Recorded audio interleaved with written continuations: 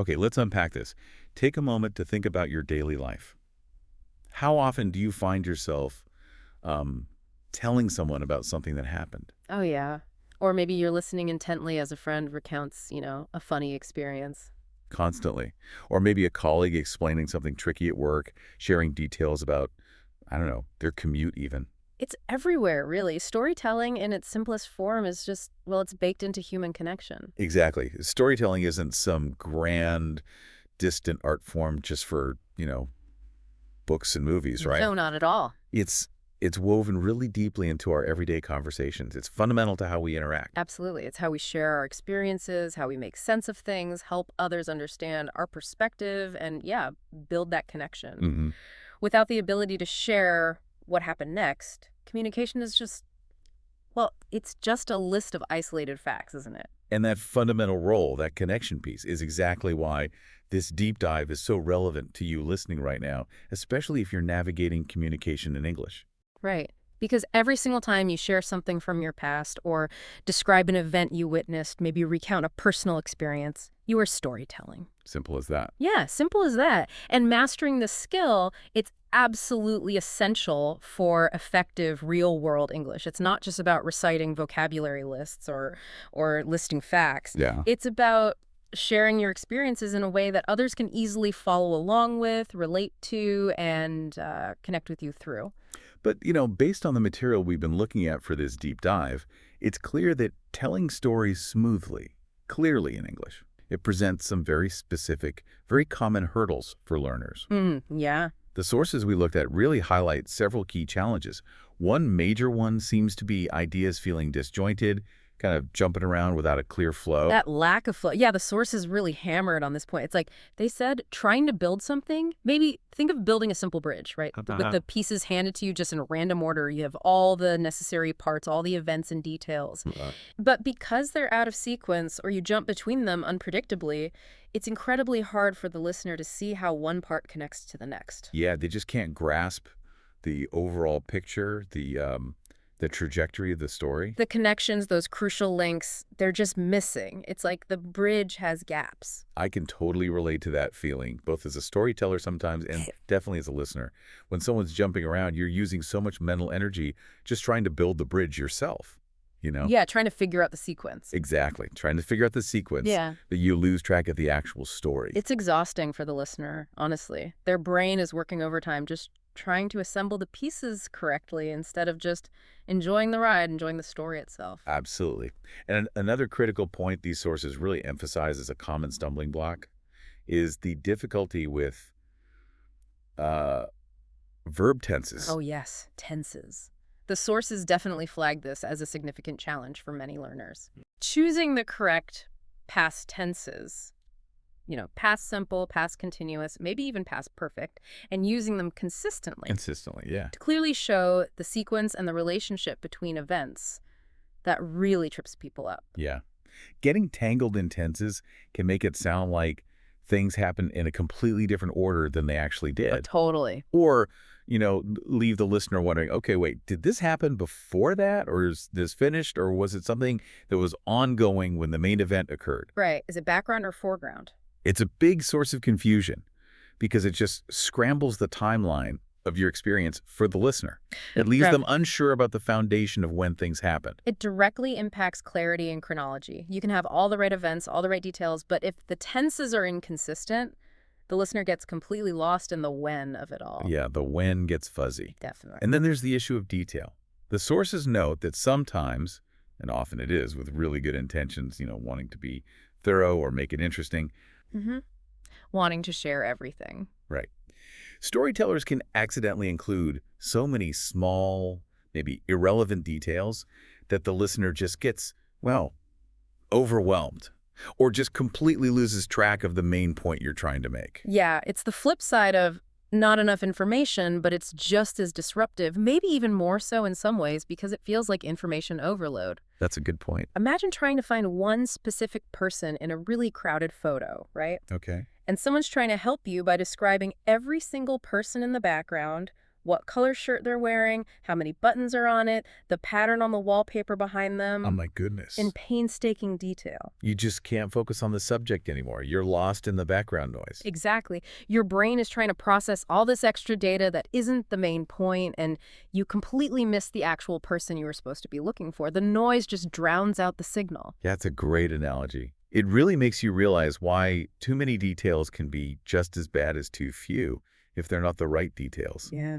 the relevant ones. Absolutely. Impactful versus distracting. Yeah. So our mission then for this deep dive is to tackle these specific challenges head on using the practical, actionable insights we've extracted from our source material. Exactly. We're going to unpack these resources, give you a clear, actionable roadmap for telling your stories in English. We'll show you how to build that simple, solid structure that prevents the jumping around. Get that foundation right. Right. Introduce you to some specific natural-sounding phrases that native speakers use and that really help guide your listener. Those verbal signposts. Yeah, exactly. Give you strategies for adding just the right amount of color, details, emotions without, overwhelming anyone. Finding that crucial balance. And crucially, as you mentioned tenses, we'll also pull from the sources specific guidance related to handling tenses in storytelling to help clarify that timeline confusion. Yes. Tackling that tense issue directly. It's so important. And we'll even explore a bit of the cultural context of storytelling in English, which is actually really fascinating and sheds light on why native speakers approach it the way they do, why certain techniques are so effective. Okay. So by the time we finish our conversation today, the goal is for you, the listener, to feel significantly more equipped, much more confident next time you want to share an experience in English. You'll have practical tools right from the source material to make your stories clear, easy to follow, engaging, and frankly, just enjoyable for people to listen to. Moving from feeling hesitant or maybe a bit frustrated To feeling empowered to share your experiences. Yeah. That's the goal. That sounds like a deep dive worth taking. Let's jump right in and unpack this essential skill, starting with what our source material points to as the absolute foundational element structure. Yeah. What stands out immediately from these sources is how clearly they pinpoint the root cause of so much of that confusion and disjointedness we mentioned. That jumping around. It's that lack of structure, right? When you jump between different parts of an event or introduce characters late into the story, or start smack in the middle of the action without giving the listener context first. It forces the listener to constantly reorient themselves. They have to work so hard just to follow along, figuring out who, what, where, when, while you're already telling the story. It is absolutely exhausting for the listener. Their brain is using all this cognitive energy just trying to build the framework, trying to place the information you're giving them. Instead of just listening. Instead of just being able to relax and process the story itself. The sources likened it to assembling that flat pack furniture without any instructions at all. Oh, I've been there. Not fun. Right. You've got all the pieces, all the events and details, but no clue how they fit together or in what order to build the complete item. Oh, Total confusion. Yeah. Or that image of trying to follow a map with missing pieces. You might see the start point, maybe the end destination, but the path between is just a jumble. Completely illogical. There's no clear progression from one point to the next. No sense of journey. No logical path. Exactly. There's no map for the listener to follow along with. But the brilliant news, and the sources really emphasize this, is the solution is wonderfully simple, really effective, and universally applicable. Okay, simple is good. They basically say, at its core, a good story, any story, needs just 3 fundamental parts. 3 parts, okay. Keep it simple. What are they? The beginning, the middle, and the end. That's it. Beginning, middle, end. BME. Okay. They present this as the universal framework. It applies to pretty much any narrative you'll tell, from a quick anecdote about your commute this morning to a longer recounting of a vacation or, a significant life event. And it makes so much intuitive sense, doesn't it? Yeah. It mirrors how we naturally process things in the world. Yeah. Something begins, something happens related to that beginning, then it concludes. Precisely. It's a very natural, intuitive sequence for our brains. Oh. It provides a predictable, a sort of comfortable path for both the storyteller and the listener. Your brain naturally tries to organize information this way anyway, so providing this structure consciously makes it almost effortless for everyone involved. And the sources really stress, starting with this simplicity. This isn't about, learning complex narrative arcs or literary devices right away. No, not at all. That's not the goal for everyday storytelling. The initial goal, and the most impactful step you can take according to the sources, is about internalizing this core three-part model. Just getting that BME foundation solid. Yeah, use it as a guide to organize your thoughts before you even start speaking. Think, okay, what's the beginning of this story? What happened in the middle? How did it end? Just map it out roughly. And focusing on this simple structure is crucial for a few specific, really insightful reasons the material mentions. Firstly, for you, the storyteller. Okay, how does it help the storyteller? Well, when you have this framework in mind, it helps you manage the information you want to share. When you know your goal is just to cover what happened first, to set the scene, the beginning, then introduce the main event next, the middle, and then wrap up with what happened last, the outcome, the end. Okay. It acts like a filter. It helps you filter out tangents, all those extra details or side thoughts that aren't essential to moving the main story forward logically. Okay. It keeps you focused on the narrative path, on the essential points needed to tell this story, not 5 other related stories. Exactly. It prevents you from getting lost in your own memories or getting sidetracked by irrelevant side details while you're speaking, which is, let's face it, a common issue when you have a lot of information swirling around in your head. So it's like a mental filter, maybe like a set of guardrails that keeps you on track with the main story points, making it easier to tell the story smoothly and stay focused. Precisely. It gives you that structure to pour your thoughts into, keeps them organized. And then for the listener. Right, the listener's experience. This simple 3-part structure is like that clear map we talked about, as the sources point out. They know almost instinctively, okay, they're setting the stage now. I understand the initial situation. They know where they are. Yeah. Then, here comes the main point, the interesting part. And finally, okay, they're wrapping it up now with the conclusion. That makes it significantly less work for them. Their brain isn't scrambling to understand the timeline or the core sequence of events. The structure provides predictability, a sense of knowing what's coming next, generally. Totally. It dramatically reduces their cognitive load, as the sources put it. They aren't constantly trying to figure out where are we in this story, or what's the point of this detail, or where is this all going. They can just relax and listen. Yes.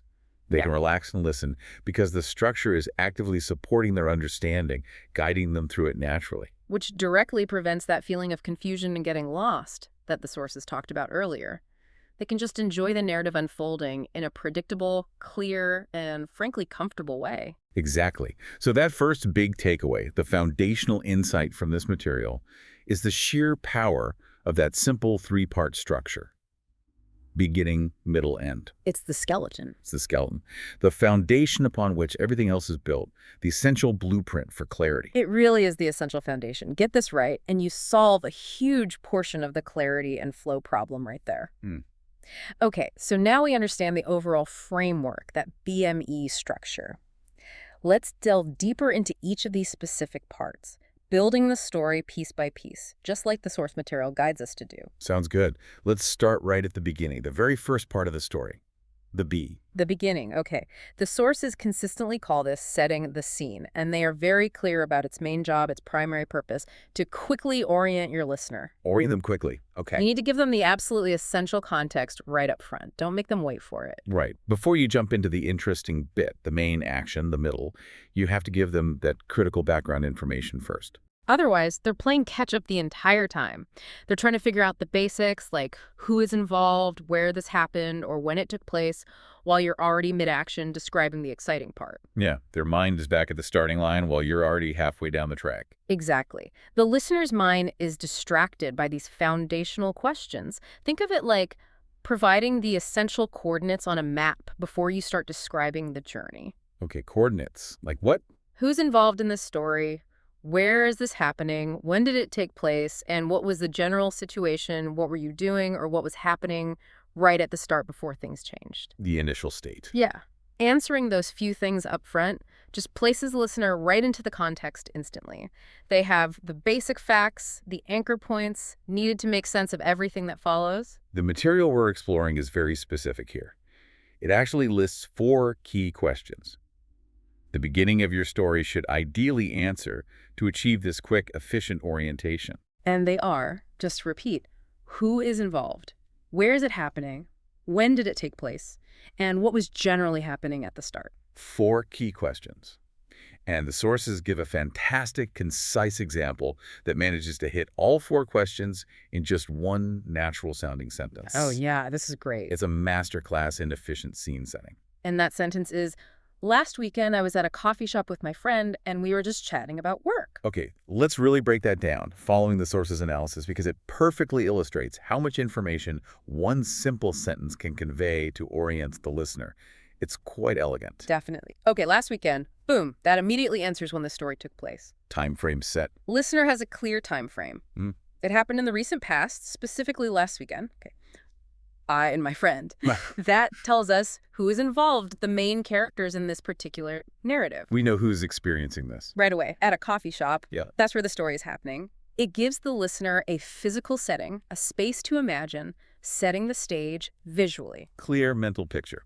And we were just chatting about work that tells us what was happening right at the start. The initial activity. Yeah, it establishes the initial calm, normal situation, the baseline before the story really kicks off.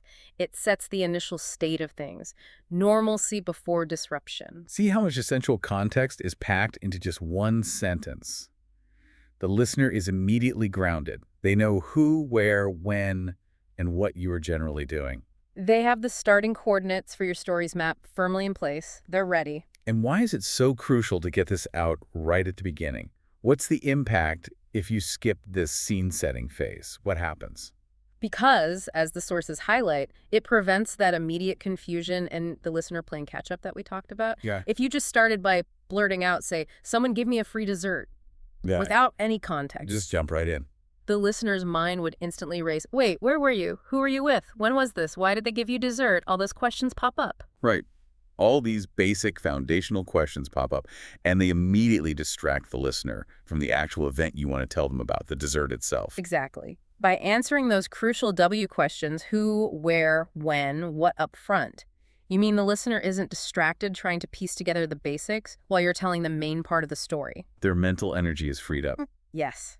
They are ready to receive the actual story because the foundation is set and stable, no wobbles. It sets their expectations and lets them visualize the scene right from the start, providing that necessary mental image before the action even begins. It's like loading the background image of a computer game before the main character appears. Nice analogy. It prepares the system. Can you give a couple more quick examples from the source material that use this same principle of efficient scene setting, just to see it in different contexts? Sure. Think of a work story start.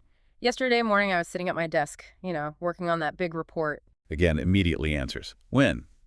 Yesterday morning. Who? I. Where? At my desk. What initial activity? Working on that big report.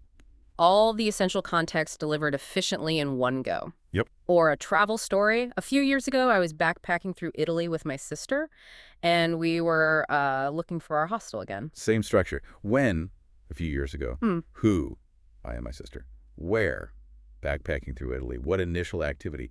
Looking for our hostel again. Same principle applied core context first to orient the listener. The listener knows exactly who, where, and when they are in the narrative right from the start. They're grounded. That makes it really clear.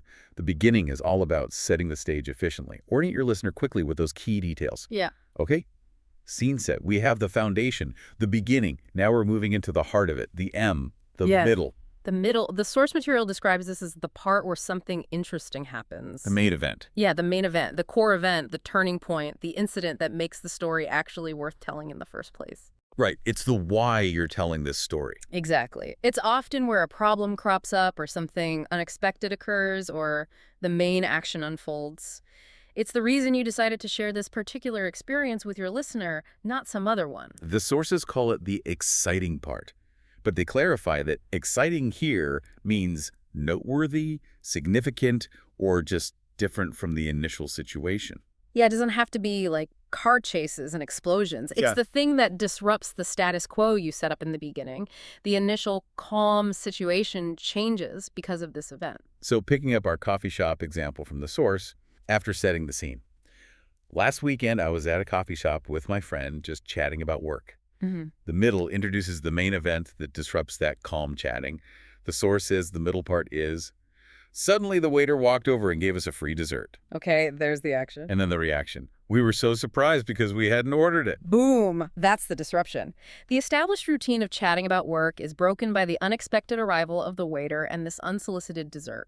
Right. That's the event that the story's about. That's the reason you're telling this story. The free dessert incident. And that word suddenly is such a great signal, isn't it? It explicitly flags that the main event is starting. Things are changing abruptly from the initial situation. It really is. It's one of those natural verbal signposts that we'll discuss more later, signaling an abrupt change in the narrative. It makes the unexpected event feel just as sudden to the listener as it did to you. Adds impact. Great for drawing attention to that specific moment of change. And notice the immediate reaction included here. We were so surprised because we hadn't ordered it. Yeah, the feeling. That adds emotion, sure, but it also explicitly highlights why this event is noteworthy. It wasn't expected, it was out of the ordinary. It wasn't just a normal part of being at the coffee shop, like ordering coffee. It clarifies the significance. So the middle isn't just any action that happens next. It's the specific action or event that matters for this specific story. The central point, the core incident, the reason you're telling it. Absolutely. This middle section is vital because it is the plot of your short narrative. It's the core conflict, the surprising incident, the key action that takes place. It's the body of your narrative, the sequence of events that makes the story move forward from the beginning to the end. Right. Without the middle, you'd have a beginning, maybe an end, but no actual story connecting them. Just bookends with nothing in between. Exactly.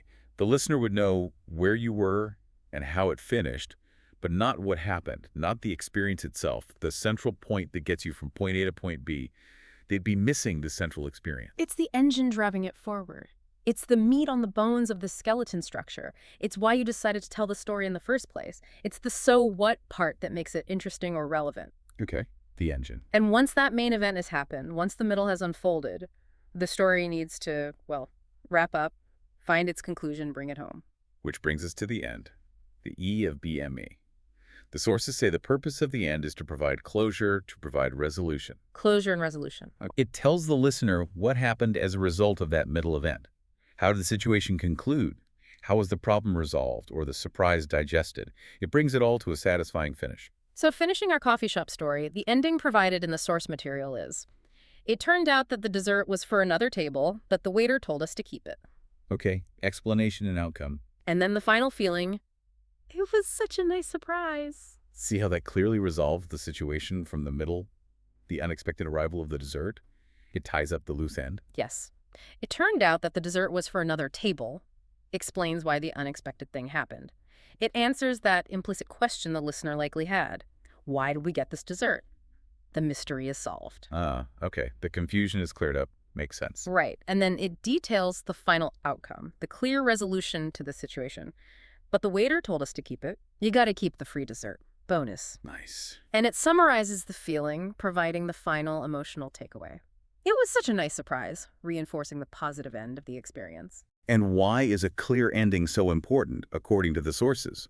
Why can't you just stop after the middle part? Because without one, the story just feels unfinished.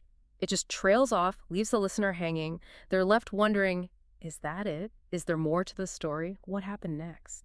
Like a movie ending abruptly before the final scene. Unsatisfying. Exactly. A good ending provides that sense of completion, that feeling that the narrative arc is resolved. It provides the final takeaway, leaves a clear impression, makes the narrative feel whole, feel concluded, satisfying. Satisfying, right. Like the final note in a song or the period at the end of a sentence. You know it's done. Exactly. So to recap that simple, powerful structure based on the source guidance, start by setting the scene clearly. That's the beginning, who, where, when, what initially. Describe the main action or interesting event. That's the middle, the disruption, the core event. Finish with a clear resolution or outcome. That's the end. What happened as a result, how it concluded. That simple three-part framework is incredibly powerful for clarity. It's the essential blueprint, the skeleton we build everything else on. Right. Structure gives us the skeleton, the clarity, the essential framework. But let's be honest, just having a skeleton of facts and events can feel a bit dry sometimes, can't it? Ah, true. Very true. It gets the basic information across, but it's not necessarily very engaging or lively on its own. Exactly.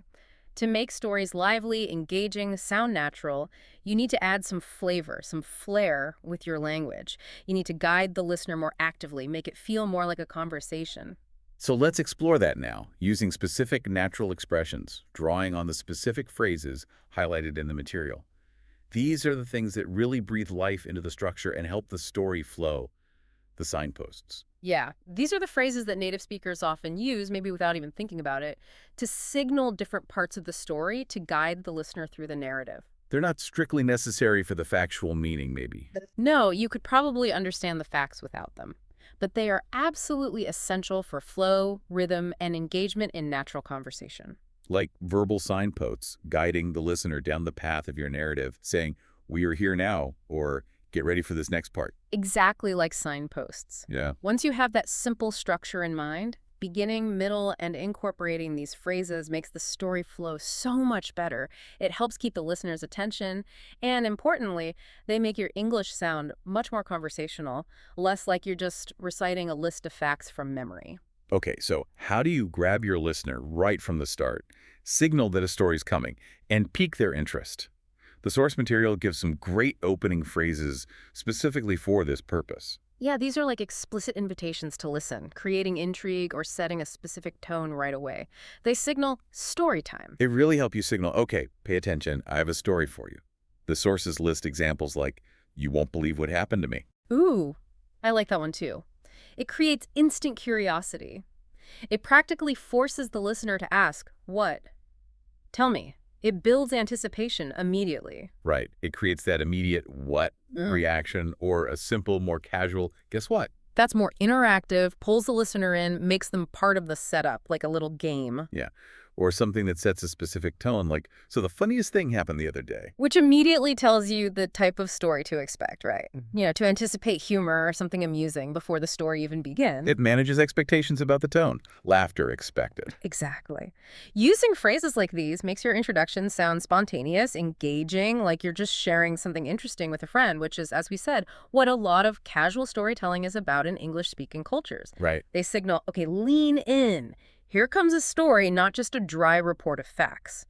They prepare the listener to engage differently, more actively, more personally. Okay, so you've hooked them, you've set the scene clearly with your beginning, now you're in the middle, describing the main event, the action, the disruption. How do you add drama, signal a turning point, highlight something unexpected, really keep them invested in that core middle part? This is where another set of phrases comes in, highlighted by the sources. Phrases specifically for building suspense or signaling a key action, a moment where things change dramatically or something significant happened. Injecting energy into the narrative flow. Yes. Like what? Give us some examples from the material. Well, things like "all of a sudden" or "out of nowhere," which have a very similar feel and are great for signaling abrupt changes. Okay, suddenness. Also, "and then," which seems incredibly simple but is crucial for sequence. And to my surprise... Let's unpack those a bit, as the sources do. All of a sudden, out of nowhere, they feel very abrupt, right? Definitely. They inject that feeling of suddenness into the story, signaling that the event wasn't planned or expected at all. It just happened, bam. Yeah, they effectively mirror the shock or surprise you might have felt at that moment, making the unexpected event feel just as sudden and impactful to the listener as it did to you. They draw attention to that specific moment of change in a very dynamic way. And then seems more basic, but I guess it's really important for just moving things along clearly step by step, especially if there's a sequence of multiple actions happening in the middle section.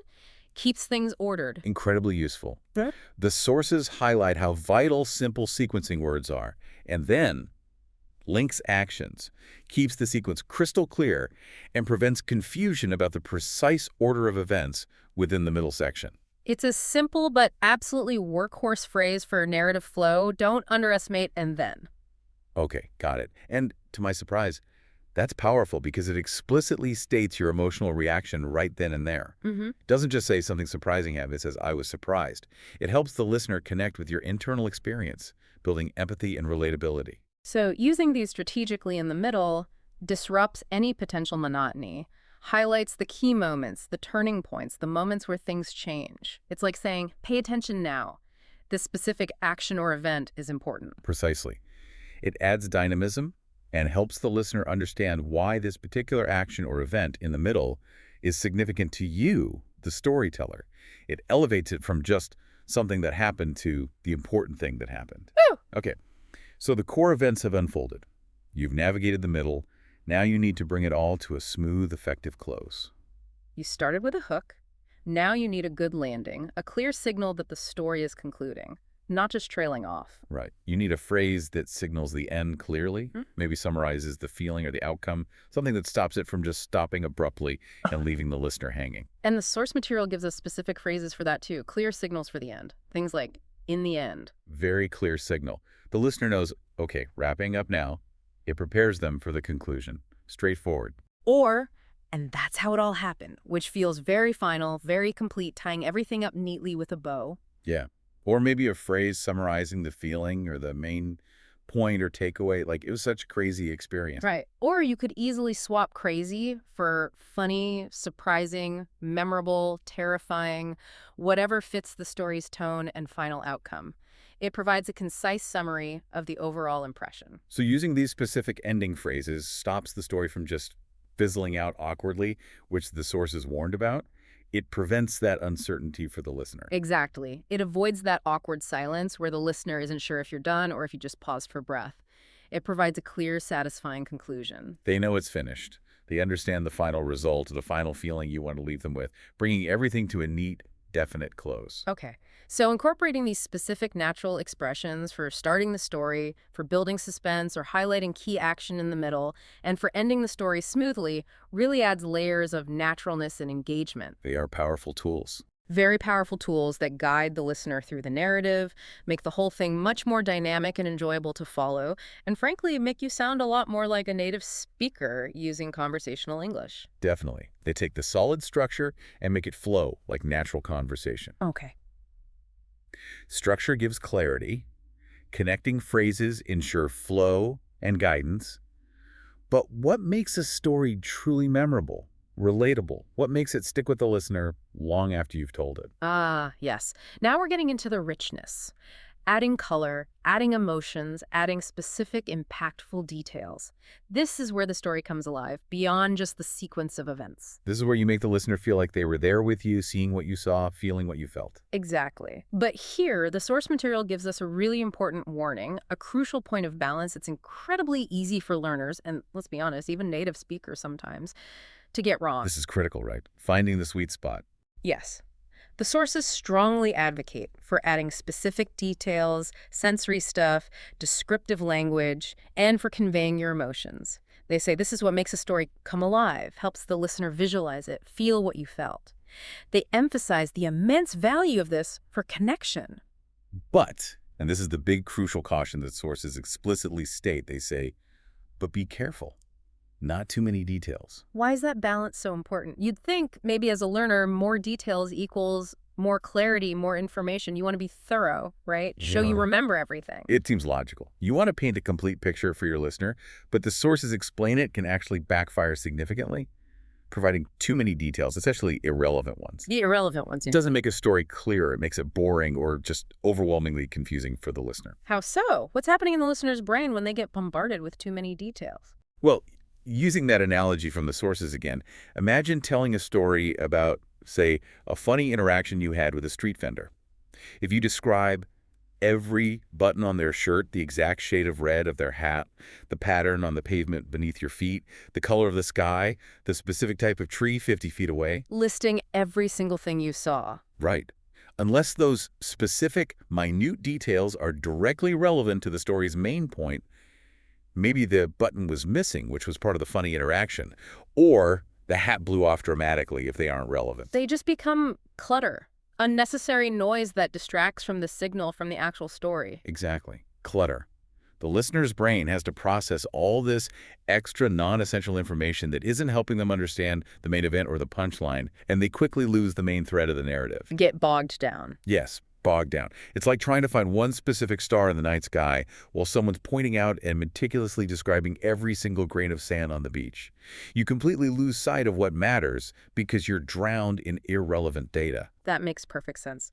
So it's not about adding all the details you can remember about an event. It's about being selective, choosing the right ones, the impactful ones that serve the story and help the listener's understanding or connection rather than hindering it. It's curation, not a data dump. Precisely. It's about conscious selection. Yeah. And the source material gives a great contrast to illustrate this difference between too little detail and just enough impactful detail. Okay, what's the contrast? They compare a simple, maybe slightly boring statement, "I saw a dog," Okay.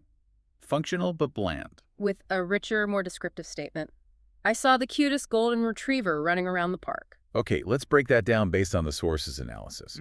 Why is the second one so much better and more effective for storytelling? What do those extra words actually add? Well, look at the additions. Cutest, that's not just a fact about the dog's appearance. It's subjective. It's emotional. It tells us how you felt about the dog. Exactly. It adds personality to your narrative and invites the listener to share that positive feeling. It creates an immediate connection. It instantly connects the listener to your feeling about the dog, builds a bit of a human connection with the story's subject. Right. Then golden retriever. That's specific, not just any dog. It gives a clear, concrete, visual image. Most people have a picture in their mind of what a golden retriever looks like. Yeah, you can picture the wagging tail. So they can picture the breed specifically, much more vivid than just dog. And running around the park that adds context, action, setting. It puts the dog in the scene, doing something dynamic, not just a static image. It adds a layer of activity in place. So those few additions, cutest, golden retriever, running around the park, they make the story come alive, as the sources say. They paint a picture with just a few extra well-chosen words. Exactly. They're impactful because they add visual richness, emotional context, and specific relevant action without adding unnecessary clutter. Key phrase, Well, without unnecessary clutter. yeah. They let the listener visualize the dog vividly, connect with your experience without bogging them down with every single detail about the park or the dog's collar, unless the collar was relevant somehow. It's about choosing details that serve the story, that enhance the mental image and emotional connection, not describing every single tree in the park, just the noteworthy dog and what it was dynamically doing. Got it. Be selective and purposeful with details. Think. Does this detail help the listener see or feel something important to the story, or is it just extra information? Precisely. And it's not just physical details, right? Conveying your feelings, your emotional reactions is just as crucial for that connection and for making the story relatable and impactful. Absolutely. How you felt during the event is often a key part of the experience you're sharing. The sources provide another great contrast here, comparing the simple statement of feeling, "I was surprised." Okay, perfectly correct grammatically. Conveys the basic information, but maybe a bit flat, a bit mild, depending on the situation. With a more expressive statement, "I was shocked. I couldn't believe it." Okay. Shocked definitely feels stronger than just surprised, right? More intense. Yeah. It suggests a greater degree of astonishment or disbelief. Yeah, it immediately communicates a higher level of emotional reaction. And adding, "I couldn't believe it," amplifies that feeling even further. It shows the depth of your reaction. The magnitude of the surprise. That it wasn't just mild surprise, it was profound astonishment, maybe even disbelief.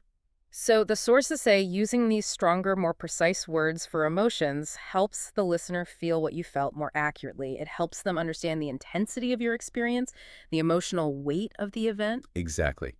When you choose words that accurately reflect the intensity of your emotions, whether it's joy, anger, fear, excitement, disappointment, relief, you invite empathy from the listener. They can better relate to your experience because they understand your emotional state more clearly. Were you just a little happy or absolutely ecstatic, slightly annoyed or completely furious, a little scared or terrified? Using more precise, potentially stronger emotion words makes the story hit harder emotionally and creates a deeper connection. So the key is, be expressive with details and emotions. Use descriptive language, stronger emotion words where they fit, paint a picture with words and feelings. But always keep that balance in mind that the source is warned about.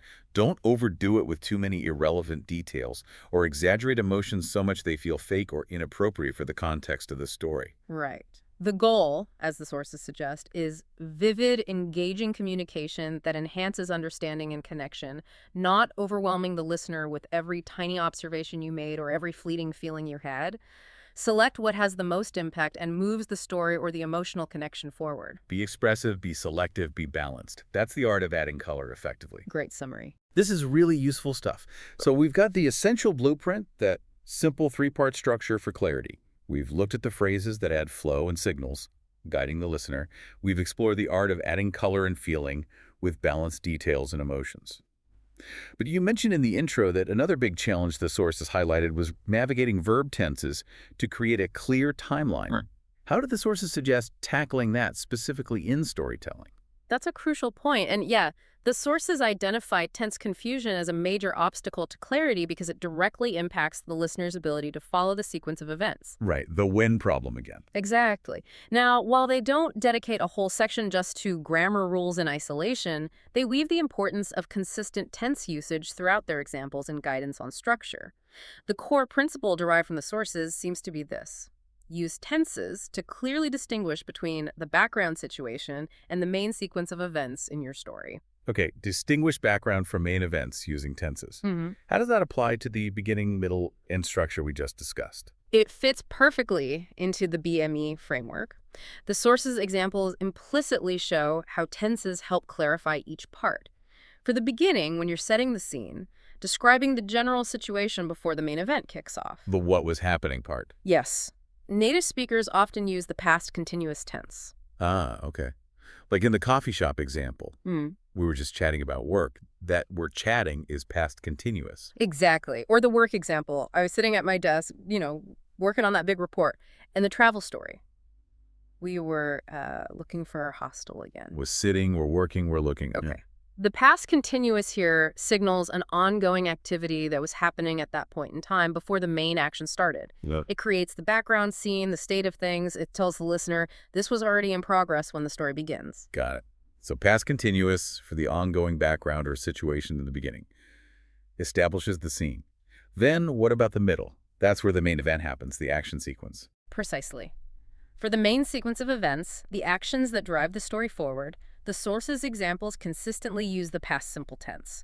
This is the workhorse tense for narrative action. It shows things happening one after another. So, back to the coffee shop. Suddenly, the waiter walked over and gave us a free dessert. Walked and gave are both past simple. Action, then action. Yes, or in a different story, maybe I opened the door and I saw a cat on the mat. Opened and saw are past simple. Each past simple verb typically represents a completed action in the sequence of the story. Moving the plot forward. Using past simple for the main events gives the listener a clear step-by-step progression through the core action. It moves the narrative forward plot point by plot point. Okay. Past continuous for the background situation, beginning. Past simple for the main actions in the middle that move the story forward. What about the end? The resolution part. The end also typically uses past simple to describe the concluding actions or the final outcome. It ties up the sequence of events logically. Like in the coffee shop example's ending. It turned out that the dessert was for another table, but the waiter told us to keep it. It was such a nice surprise. Turned out, told, was all past simple. Describes the final result. Exactly. They describe the final resolved actions and the final state of affairs. So the key insight from the sources isn't about learning complex grammar rules in isolation for storytelling, No, it's more practical. but using these basic past tenses consistently within the BME structure to create a clear timeline. Past continuous for the background situation, beginning.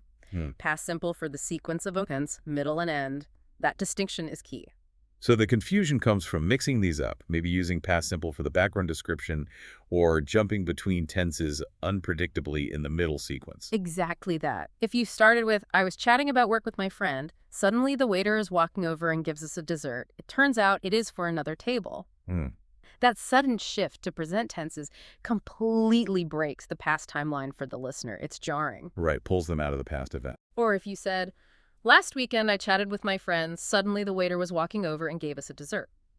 Using chatted in past simple makes it sound like a single completed action rather than an ongoing background activity when the waiter arrived. And using was walking past continuous, alongside gave, past simple, might imply the walking was happening simultaneously with the giving, which could be confusing if you just meant he walked over then gave it. Ah, I see. So the source's examples, by their consistent usage, demonstrate that the key is using past continuous to paint the what was happening scene at the start, and then switching reliably to past simple for the sequence of what happened events that follow. Precisely. It's a relatively simple system, but crucial for clarity in narratives. Pay attention to whether you're describing an ongoing state activity or a completed action in the sequence, and choose past continuous or past simple accordingly, especially distinguishing the background from the foreground action. Consistency really is key here for the listener's understanding. Okay, that adds a critical layer to building the story clearly. Structure gives us the framework, phrases give us flow and guidance, balanced details and emotions add vividness and connection, and consistent tenses ensure the timeline makes sense. Phew. Lots of elements. Right, all these elements work together. Structure, flow, vividness, timeline clarity. But storytelling isn't just about technique, is it? It's also so deeply cultural. And the source material brings up some fascinating insights here about how storytelling operates within English-speaking contexts, which is vital for understanding not just the how, but the why behind these techniques. What did it highlight about the cultural side? This sounds interesting. It emphasizes that in many English-speaking cultures, and the sources specifically mention American and British examples, storytelling is a really significant, very expected part of daily social interaction. Not just for special occasions. No, people share anecdotes all the time. About their day, about something funny that happened at the store, about a frustrating phone call with customer service. It's a core way people connect with each other in casual settings. It's not just for formal presentations or written work. It's happening constantly in conversations as a fundamental social tool. Absolutely. It's how you share your personality, your experiences, how you find common ground. And the sources mention something crucial about the purpose of a lot of this casual, everyday storytelling in these cultures. It's not necessarily the same purpose you might have in other communication contexts, like, say, writing a technical report or giving instructions. Yes, this is the key cultural nuance they bring up. Yeah. It's often not just about conveying facts as efficiently as possible or reporting exactly what happened in a dry, purely objective manner. No, it's significantly, maybe even primarily, about entertainment. Entertainment. Okay, that changes things, doesn't it? That shifts the focus from just pure factual accuracy to engaging the listener, making it interesting, maybe making them smile or laugh. It really does. While facts matter, you shouldn't just make things up entirely. Obviously, the main goal in many casual situations is often to engage the listener, be interesting, maybe make them laugh, share an experience vividly so it holds their attention and they enjoy listening. The story is almost like a small gift of entertainment or connection you're offering. And this focus on entertainment explains some common practices you might observe that could otherwise be confusing or seem strange from a purely factual perspective, right? Exactly. Like the point the sources made about people sometimes choosing to exaggerate a little, particularly mentioning the American example for funny stories. Embellishing a bit for comedic effect. Exactly. And the sources are very clear about this. The motivation isn't to deceive the listener or tell a malicious lie. It's done specifically to make the story sound funnier or more dramatic and therefore more entertaining for the audience. Because the cultural value is placed so highly on the story's entertainment factor in these casual contexts, a small, harmless embellishment may be making a reaction seem slightly bigger than it was, or a coincidence seems slightly more improbable. An embellishment that ramps up the humor or the drama is often just accepted, even expected by native speakers in some situations. It's sort of understood as part of the performance of telling a good, engaging story. Exactly. It's understood as part of making a good story even better for the audience, as the sources put it. So you're not changing the core event. Yeah. You did see a dog, you did get a free dessert, you did have a funny interaction, but maybe making your surprise slightly more pronounced. I almost jumped out of my skin. Yeah. Or describing a detail in a slightly more dramatic way just to boost the comedic effect or the entertainment value for the listener. Crafting the narrative for enjoyment, like a mini performance. Making the story better for the audience, making it more enjoyable, not fundamentally changing the truth of what happened. Another huge way stories are made engaging in these cultures, highlighted by the sources, is through nonverbal communication. Ah, right. Using your body and voice, Mm. not just the words themselves, that adds so much dimensionality. It does. The sources mention people using gestures, facial expressions, and voice changes frequently in casual conversation when telling stories. It's an integral part of the communication, not just an optional extra you tack on. Yeah. And they give good examples like whispering to build suspense, leaning in. Which literally makes you lean in closer as the listener. Creates a feeling of secrecy or drama, draws the listener in physically and mentally. Very effective. Or raising your voice for excitement, injecting Wow. energy, showing surprise or anger through your tone. Helps a listener feel the intensity you felt in that moment. You convey the emotion not just through the words you choose, I was surprised, but through how you say them, maybe a sharp intake of breath, wider eyes, a slightly louder or higher-pitched tone. These nonverbals add such a powerful layer.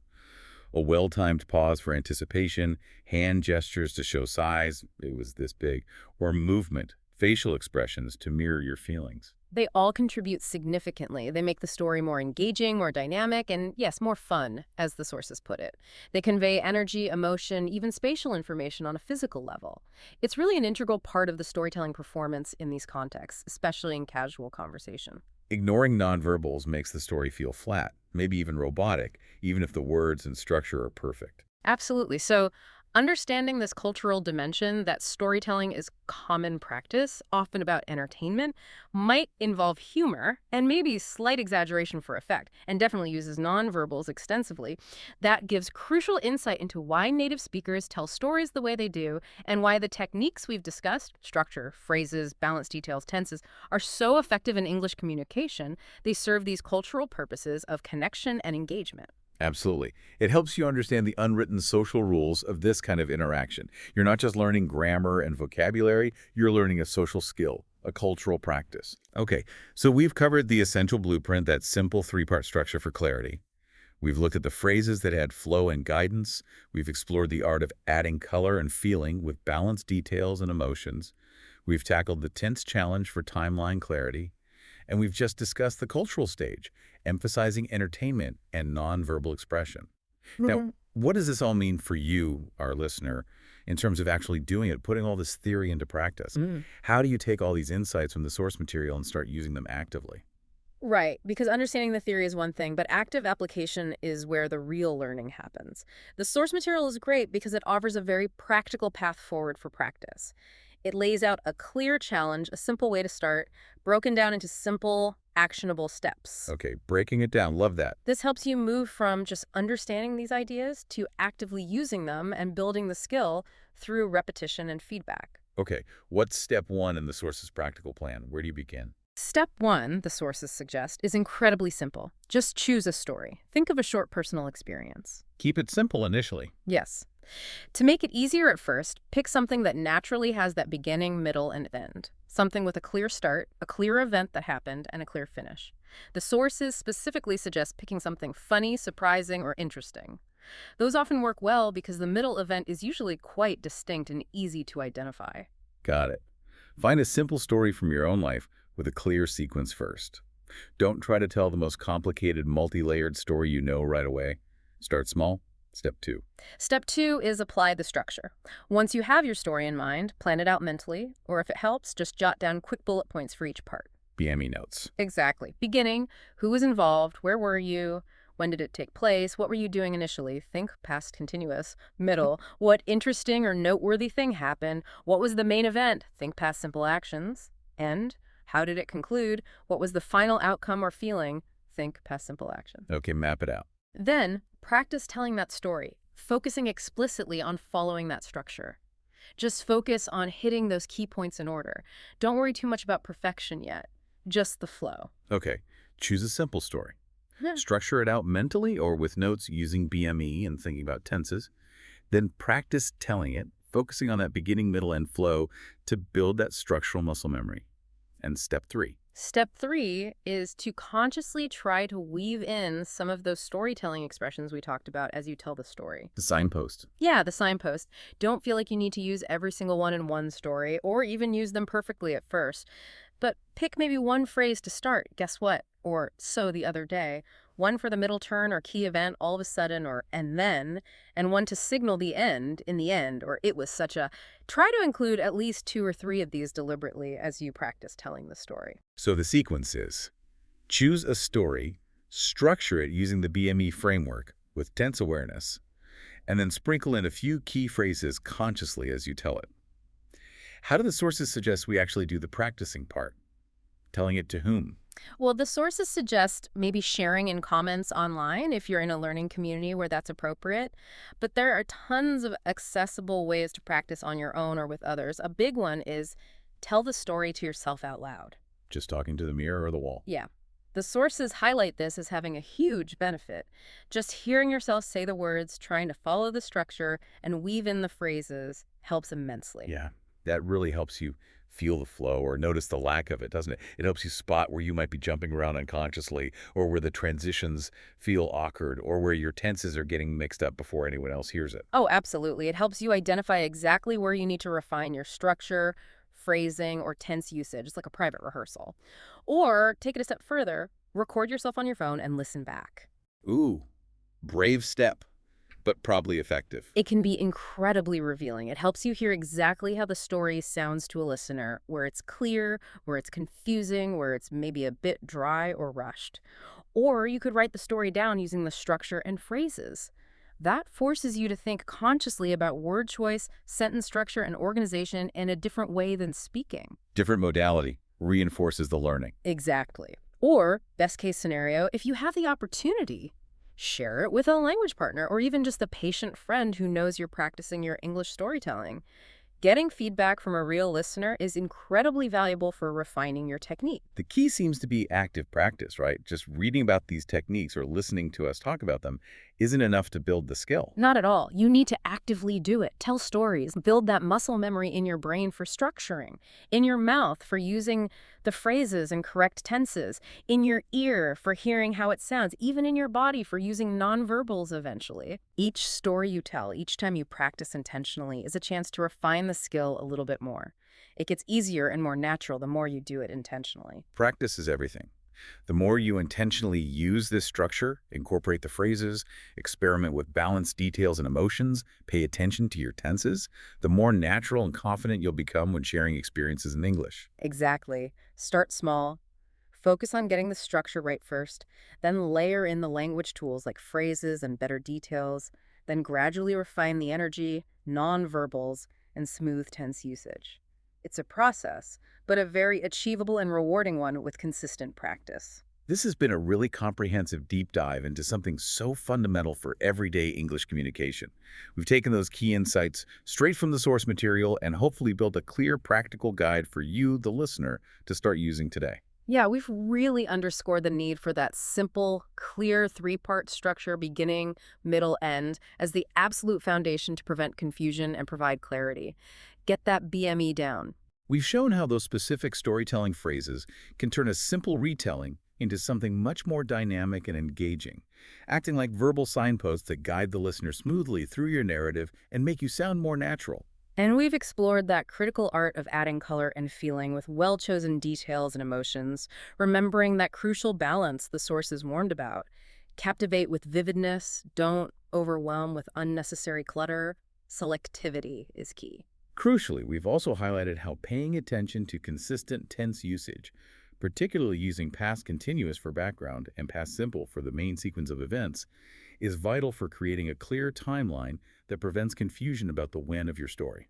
And finally, adding that cultural context, understanding the role of entertainment, humor, maybe slight exaggeration for effect, and the importance of nonverbals in English storytelling helps put all the techniques into perspective.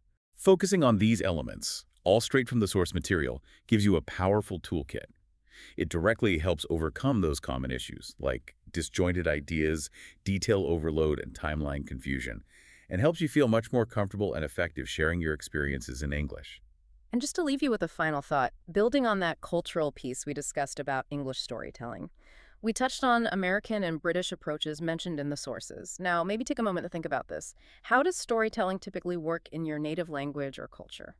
That's a really interesting point for reflection, isn't it? Are there differences in structure? Is there more or less emphasis on emotion, humor, exaggeration, or maybe a different approach to adding details compared to what we discussed about English storytelling. Yeah, how do people signal the start, middle, and end of a story in your culture? Are there specific phrases or nonverbal cues that are common? Thinking about those contrasts can give you really deep insights into the nuances of English storytelling and communication styles. It helps you see why these specific English techniques are highlighted as effective in this cultural context. And helps you adapt your approach more consciously when speaking English. What stands out to you when you compare them? It's a useful exercise. Yeah, that comparison is truly illuminating. It adds another layer to understanding communication across cultures and helps you appreciate why these particular English techniques function the way they do in achieving clarity and connection in this context. The source material also hinted at what logically comes next in learning after mastering these fundamentals, perhaps focusing on sounding even more natural by learning from native speakers, maybe refining delivery, intonation, or incorporating more nuanced idiomatic language specific to storytelling. Yeah, fine-tuning the performance aspect, the subtle language choices, maybe something for a future deep dive. There's always more to explore in language learning, especially when it comes to something as rich and complex as storytelling. For sure. But for now, armed with the insights we've pulled from the sources today, remember the structure, practice using the phrases and balance details, pay attention to your tenses. And practice, practice, practice. And most importantly, as the sources encourage, keep talking, keep practicing these techniques, and really try to enjoy the process of learning and sharing your stories in English. Until next time.